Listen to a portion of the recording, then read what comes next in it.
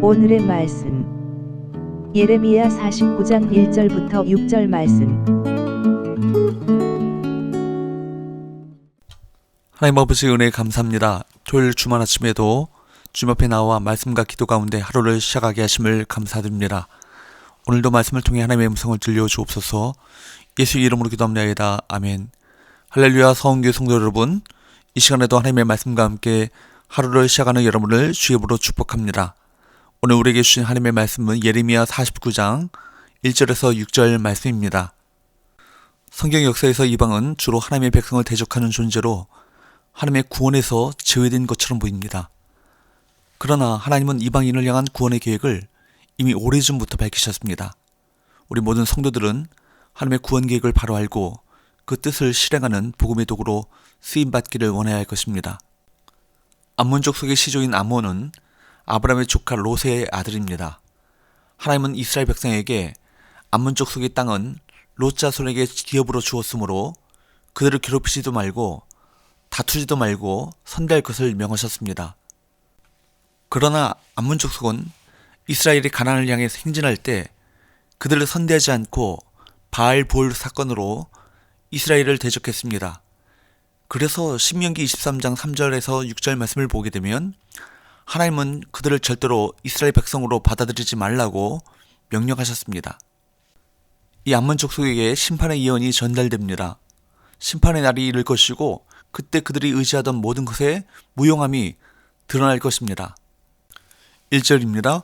암몬 자손에 대한 말씀이라 여호와께서 이와 같이 말씀하시되 이스라엘이 자식이 없느냐 상속자가 없느냐 말감이 갓을 점령하며 그 백성이 그 성읍들이 사는 것은 어찌 됨이냐. 하나님은 암몬이 이스라엘을 공격하고 요단강 동편 갓지파의 영토를 차지한 죄를 드러내고 계십니다. 분명 길앗 지역은 이스라엘의 갓지파에게 주어진 땅이었지만 암몬은 사사 입다의 시대부터 호시탐탐 그 땅을 노려왔습니다. 북이스라엘이 아수르에게 멸망을 당하자 암몬은 곧 길앗을 차지했습니다.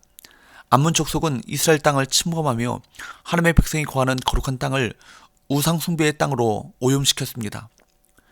암몬 족속이 섬기는 대표적 우상은 말감입니다. 인신 제사를 드리게 하는 것이 특징입니다. 하나님은 이스라엘 백성으로 가증한 인신 제사를 드리게 만든 암몬 족속에 대해 진노의 심판을 예고하셨습니다. 이스라엘에게 도전한 것은 곧 이스라엘의 하나님을 도발하는 것이기 때문입니다. 선을 악으로 갚는 자들은 하나님의 심판을 받을 수밖에 없습니다. 2절입니다. 여호와의 말씀이니라. 그러므로 보라 날이 이르리니 내가 전쟁 소리로 암몬 자손을 라빠에 들리게 할 것이라. 라빠는 피어덤이 언덕이 되겠고 그 마을들은 불에 탈 것이며 그때 이스라엘은 자기를 점령하였던 자를 점령하리라. 여호와의 말씀이니라. 암몬에게 심판의 날이 임할 것입니다. 그날은 전쟁과 폐허가 그들에게 임하는 시간입니다. 또한 암몬 자손에 대한 하나님의 심판 예언은 곧 이스라엘을 위한 복수를 의미합니다. 여기 2절에 그때 이스라엘은 자기를 점령하였던 자를 점령하리라. 그 말씀이 바로 그 증거입니다. 이스라엘이 암몬 자손에게 침공을 당하고 땅을 빼앗겨 그들의 우상을 섬기게 된 것 자체가 이스라엘의 죄에 대한 하나님의 심판의 의미를 씁니다. 그러나 하나님은 자기 백성을 영원히 우상 숭배자들의 손에 버려두지 아니하시고 대적에게 복수하십니다. 하나님께서 이스라엘의 죄에 대해 징계를 내리시면서도 결국에는 그들을 회복시키셔서 그들의 대적들에게 복수할 기회를 허락하심은 그들의 조상들과 맺으신 언약 때문입니다. 하나님께 채찍을 맞으나 이어서 회복과 구원의 약속이 임하는 것은 언약 백성의 특권입니다. 그러므로 성도는 절망하지 말고 하나님의 구원과 회복의 은혜를 소망하며 하나님의 말씀대로 순종하는 삶을 살아야 할 것입니다. 사랑하는 여러분, 자기 탐욕대로 사는 삶은 결국 끝나는 시간이 있습니다. 이 땅에서 유한한 육체를 가지고 사는 우리에게 영원한 것은 없습니다. 우리가 가지고 누릴 수 있는 것은 순간의 만족과 기쁨이지 모든 것이 멈추는 시간에 우리 손에 들려진 것은 아무것도 없을 것입니다. 지혜로운 사람은 이 사실을 아는 사람입니다. 모세는 시편 90편 12절에서 하나님께 이렇게 기도했습니다. 우리에게 우리 날 기사함을 가르치사 지혜로운 마음을 얻게 하소서. 우리 날이 언젠가 끝이 있다는 것을 깨닫는 순간 우리가 무엇을 위해 살아야 하며 무엇을 진정으로 붙잡는 삶을 살아야 하는가, 이것을 깨닫는 지혜를 얻게 될 것입니다. 3절 말씀을 보게 되면 암몬의 성읍들은 황폐해지고 그 안에 있는 사람들은 고통을 받을 것입니다. 암몬 사람들은 이러한 결과를 예상하지 못했습니다. 그들에게는 4절 말씀과 같이 그들에게는 의지할 수 있는 천혜의 요새, 골짜기가 있었고 또 재물이 있었기 때문입니다.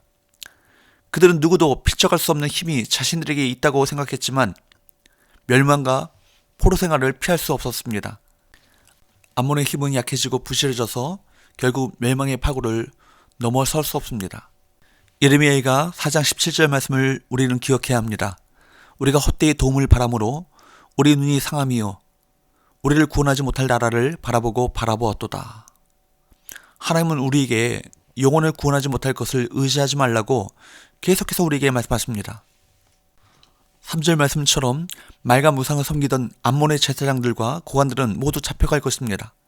그들은 우왕좌왕할 수밖에 없습니다. 자신들이 믿었던 것들이 허무하게 무너져 내렸기 때문입니다. 진리라고 여겼던 것들이 허위였음을 깨닫게 될 때 사람들은 당황합니다. 그리고 비참한 현실을 맞이하게 됩니다. 그런데 하나님은 곧 멸망당할 암몬을 회복시키실 것을 말씀하십니다. 6절입니다. 그러나 그 후에 내가 암몬 자손의 포로를 돌아가게 하리라. 여호와의 말씀이니라.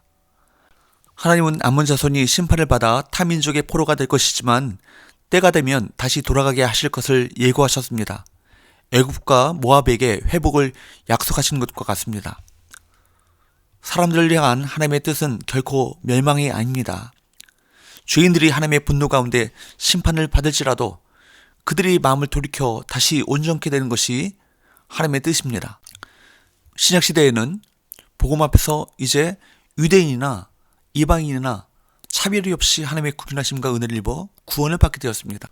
우리도 암몬 자손과 같이 여호와의 총회에 들어갈 수 없었던 이방인이었지 않습니까? 그러나 우리가 그리스도로 말미암은 하나님의 은혜로 하나님 나라 백성이 되었습니다. 다른 이유가 없습니다. 오직 하나님의 긍휼하심과 하나님의 은혜 때문입니다. 중요한 것은 하나님께서 이 긍휼하심과 은혜를 입은 우리에게 사명을 맡겨주셨다는 것입니다. 모든 사람이 하나님의 뜻을 알도록 복된 소식을 전하는 것, 마음을 돌이켜 돌아오게 하는 것, 그 일을 하나님께서는 우리에게 맡기셨습니다. 세상의 불신자들은 하나님 나라와 성도를 계속해서 대적해왔고 대적할 것입니다. 그러나 그들 또한 하나님의 은혜와 긍휼을 받을 대상임을 기억해야 합니다. 그리스도께서는 세상 모든 영혼을 위하여 십자가를 지셨기 때문입니다. 그러므로 성도는 그리스도의 심장을 가지고 세상의 모든 영혼을 구원하기 위해 헌신하는 삶을 살아야 할 것입니다. 기도합시다.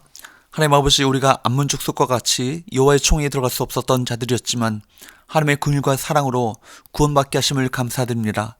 하나님께서는 모든 사람이 구원을 받고 진리를 아는 데 이르기를 원하신다는 이 말씀을 기억하고 이 구원을 위해 그리스도의 심장으로 우리에게 맡겨주신 사명을 위한 삶을 살게 하여 주옵소서. 예수의 이름으로 기도합니다. 아멘.